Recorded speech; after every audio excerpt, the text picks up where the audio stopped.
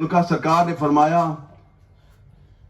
آج کے بعد مدینہ کی جس گلی میں میری بیٹی تو مجھے کہے گی نا کہ مجھے یہ مسئلہ ہے، محمد خود آ کے تیری بات سنے گا، تیرا مسئلہ حل کرے گا۔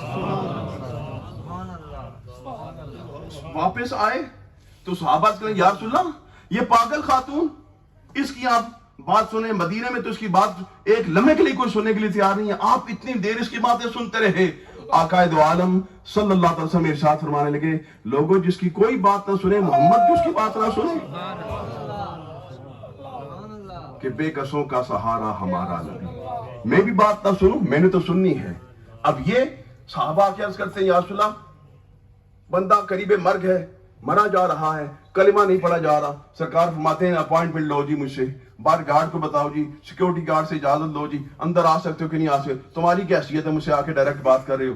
نہیں، کسی سیکیورٹی گارڈ کی ضرورت نہیں ہے، واللہ یعصمک من الناس، محبوب تیری سیکیورٹی ہم خود کریں گے، تجھے کسی گارڈ کی ضرورت نہیں ہے، تیرا دیکھ بھال ہم خود کریں گے۔ رب کائنات کا وعدہ ہے، سرکار کا کوئی سیکیورٹی گارڈ نہیں۔ پہلے سیکیورٹی گارڈ ہوتے تھے، ایک رات نبی پاسم سفر میں ہیں، رات کے وقت اللہ کے رسول صلی اللہ علیہ وسلم اپنے حجرے سے، اپنے خیمے سے آپ نے چہرہ باہر نکالا اور آپ فرمایا جو گارڈ کھڑے ہو جاؤ جا کر آرام کرو۔ یا رسول اللہ آپ کا گارڈ کریں گے؟ کوئی آ جائے تو نے کہا واللہ یعصمک من الناس، اللہ نے آیت اتاری ہے کہ کسی گارڈ شارڈ کی ضرورت نہیں ہے، کوئی اپوائنٹمنٹ نہیں لینی پڑتی۔ اندر آئے، صحابہ نے عرض کیا، اللہ کے رسول چل پڑے۔ وہاں جا کے جب دیکھا واقعی بندہ بستر مرگ پر ہے، قریب المرگ ہے، سرکار نے فرمایا کلمہ پڑھ۔ سرکار کو بھی وہی جواب دیا کہ یا رسول اللہ نہیں پڑھ سکتا، میں کلمہ نہیں پڑھ سکتا۔ اس وقت جب کہا نا نبی پاک علیہ السلام قل فقال له قل لا الہ الا اللہ فقال لا استطیع، یا رسول اللہ میں اب لا استطیع یہ بھی تو بولنا تھا نا، لا استطیع کہنے کے قابل تھا، لا الہ الا اللہ کہنے کے قابل نہیں ہو رہا۔ اس مسئلے کو بھی سمجھے۔ سرکار نے پوچھا لیما اس کے ساتھ یہ کیوں ہے؟ اس وقت بتایا گیا کہ اپنی والدہ کا گستاخ تھا، والدہ کا نافرمان تھا، والدہ کے حق میں کوتاہی کرنے والا تھا۔ نبی پاک علیہ السلام نے پوچھا تیری ماں زندہ ہے؟ کہا زندہ ہے۔ کہا اس کی ماں کو بلاؤ، ماں کو بلایا گیا۔ سرکار نے پوچھا یہ تیرا بیٹا ہے؟ کہا جی میرا بیٹا ہے۔ اس وقت نبی پاک علیہ السلام نے جب پہلے پوچھا نا کہ اس کو معاف کر دے، کہا یا رسول اللہ اس نے مجھے بڑا تنگ کیا، اس نے مجھے بڑا تنگ کیا، بڑی اذیت دی ہے، کیسے معاف کروں؟ اس وقت اللہ کے رسول صلی اللہ علیہ وسلم نے ایک ترکیب فرمائی، وہ کہا لکڑیاں اکٹھی کرو، آگ لگاؤ اور اس کے بیٹے کو اس آگ میں ڈالو۔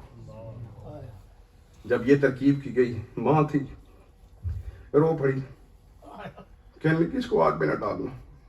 سرکار نے فرمایا اگر تم اس کو اس آگ میں دیکھ سکتی اس آگ میں کیسے دیکھے گی جو 70 گنا زیادہ گرم ہے، جلا دینے والی ہے، اس آگ میں کیسے دیکھے گی؟ اس نے کہا پھر میں کیا کروں، اس کو کیسے بچاؤں؟ ان کا تو صرف اتنا کہہ دے میں نے معاف کر دیا، تو معاف کر دے تو رب بھی معاف کر دے گا۔ پھر یہ کلمہ پڑے گا۔ جس وقت نبی پاک علیہ السلام ماں سے یہ وعدہ لیا تو پھر ماں کو کہا کہ اب کہہ کہ اللہ اور اس کا رسول گواہ ہے کہ میں نے اس کو معاف کر دیا۔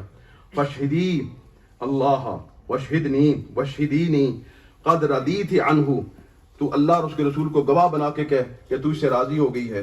اس وقت اس نے کہا میں اللہ اور اس کے رسول کو گواہ بنا کے کہتی ہوں میں راضی ہو گئی ہوں۔ فقال له رسول اللہ صلی اللہ علیہ وسلم، اب نبی پاک نے اس جوان کو کہا یا غلام قل لا الہ الا اللہ وحدہ لا شریک لہ واشہد ان محمدا عبدہ ورسولہ فقالها۔ ماں کے راضی نامے کے بعد اللہ کے رسول نے فرمایا کہ اشہد ان لا الہ الا اللہ۔ جب سرکار نے یہ کلمہ پڑھایا، کلمہ شہادت بندے نے پیچھے پڑھنا شروع کر دیا، اس وقت اللہ کے رسول نے فرمایا الحمدللہ الذی انقذہ بی من النار۔ اس وقت اللہ کے رسول صلی اللہ علیہ وسلم نے ارشاد فرمایا میں اس اللہ کی حمد بولتا ہوں جس نے میری وجہ سے اس کو جہنم سے آزادی عطا فرمائی۔ آپ نے سبحان اللہ کہہ دیا، لیکن آپ کو پتا ہے یہ لفظ بی جو ہے اس کو ڈھونڈنے کے لیے مجھے کتنا ٹائم لگا؟ احادیث میں لکھا تھا الحمدللہ الذی انقذہ من النار، اس اللہ کی حمد جس نے اس کو جہنم سے نجات عطا۔ اپنی ماں کا نافرمان ہے. تم نے اپنی ماں کو سمجھ لیا ہے کہ جب تک انگلش نہ بول سکے وہ کسی قابل نہیں ہے. ان کو تم اسکولوں کالجوں کے سرٹیفکیٹ میں تولتے پھرتے ہو. جب بات ہوتی ہے کہتے میں دیکھوں تو صحیح ہے.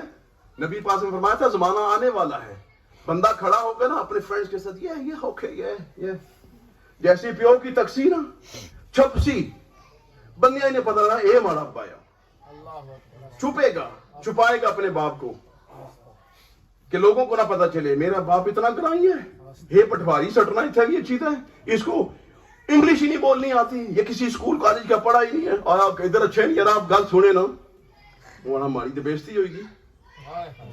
آج تجھے بےزتی لگ رہی ہے یہ ماں باپ تجھے بےزتی لگتے ہیں کل قیامت کے میدان میں کھڑا ہوگا رب کی بارگاہ میں پھر تجھے پتا چلے گا ان کی شان رب نے کیا بتائی تھی. وَخْفِضْ لَهُمَا جَنَاحَ الذُّلِّ مِنَ الرَّحْمَةِ. ماں باپ کی کوئی ڈگری رب نے نہیں بتائی کہ یہ سرٹیفکیٹ ہوگا تو تجھے عزت کرنی پڑے گی. وہ حافظ قاری عالم کو پڑھے لکھے لوگ کسی کیمی یونیورسٹی کے فارغ ہوں گے تو تب تجھے عزت کرنی ہوگی. انہوں نے کہا بس جاہل سے جاہل بھی ہوں تیرے ماں باپ لگتے ہوں تجھے پتا ہے تیری جنت کا راستہ انہی کے قدموں سے گزرتا ہے. اگر یہ راضی نہیں ہے تو ہم بھی راضی نہیں.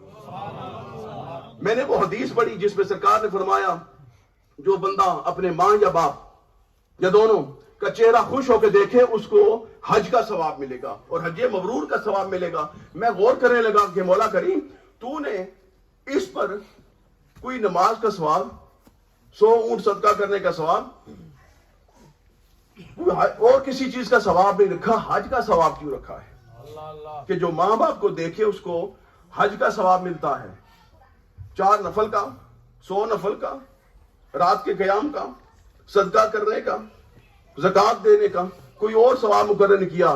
کہا وہ ایسا جیسے حج مقبول ماں باپ کے چہرے کو دیکھا ہے.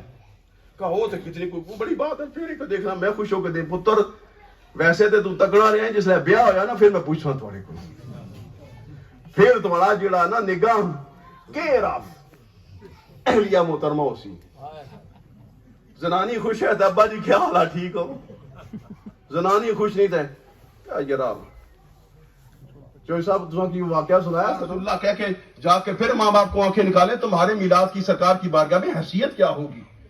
میری اور آپ کی ڈیوٹی ہے آج میلاد منا کے جا رہے سرکار کی رحمت اللہ عالمینی پڑی ہے.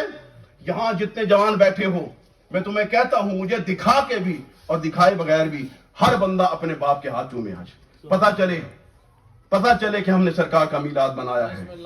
اور جب یہاں سے اٹھ کر جائیں تو پتا چلے آج واسطمسٹوں میں انقلاب آ گیا ہے.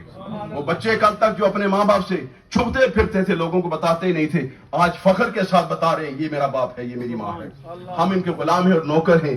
کتنا خوبصورت ماحول ہو جمعے کی نماز ہو باپ اور بیٹا ساتھ نماز پڑھنے کے لیے آ رہے ہوں بیٹا اپنے باپ کے ہاتھ چوم رہا ہو باپ مسجد سے نکل رہا ہو باپ کی جوتیاں بیٹے کے ہاتھ میں ہوں وہ اپنے ہاتھوں سے اپنے بیٹے کو پہنا رہا ہو کیا مزہ نہ آ جائے. دنیا دیکھ کے اشش نہ کر اٹھے کہ یار یہ انقلاب کس جگہ سے آیا ہے. اس وقت ہم ان کو بتائیں میلاد کے منکرو دیکھ لو یہ ہے میلاد کا انقلاب.